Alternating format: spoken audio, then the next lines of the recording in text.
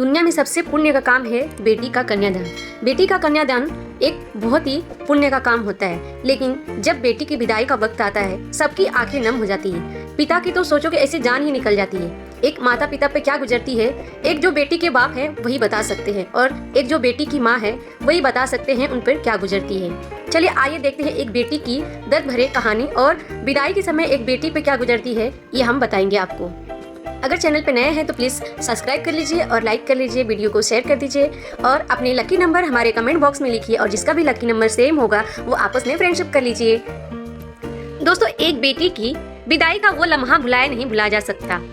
ये ऐसा समय होता है जब हर किसी की आंखें नम हो जाती है। जिस बेटी को पाल पोस कर इतना बड़ा किया, क्या इस दिन के लिए कि वो एक दिन किसी और के घर की शोभा बनेगी और किसी और के घर को संवारेगी। एक बेटी की विदाई का वो लम्हा बहुत ही दर्दनाक होता है, जब एक बाप अपने सीने पर पत्थर रखकर अपनी मासूम सी गुड़िया को किसी और के हाथों में सौंपने जाता है।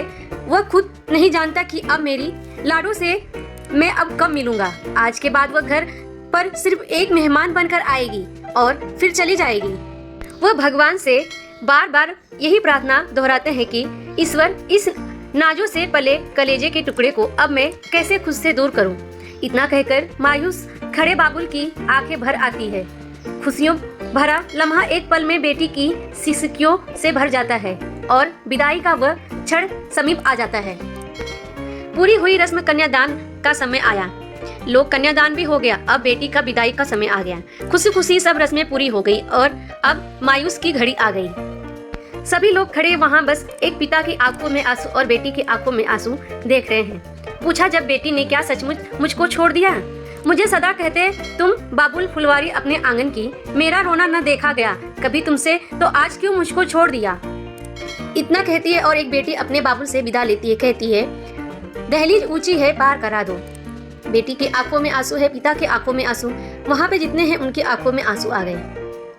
बाबुल ने अपने दिल पर पत्थर रखकर बेटी को दहलीज पार कराया और आशीर्वाद दिया।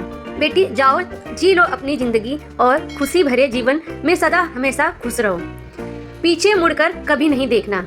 जो पीछे मुड़कर देखे वो जीवन में कभी आगे नहीं बढ़ते हैं। जीवन के हर पथ पर हमेशा आगे ही देखना, कभी पीछे मुड़कर मत देखना। इतना कहकर बाबुल अपनी बेटी को विदा करते हैं और नम भरे आंखों को पोंछते और खुद को दिलासा देते हुए आगे बढ़ते हैं।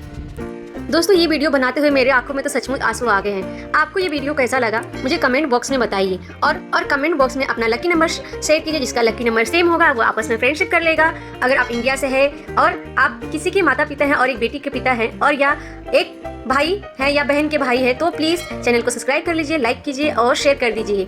थैंक यू, धन्यवाद। ऐसे ही वीडियो देखने के लिए मुझे कमेंट कीजिए। Thank you. और कमेंट बॉक्स में मुझे बताइए आपको कौन सी लाइन बहुत अच्छी लगी, मुझे कमेंट करिए।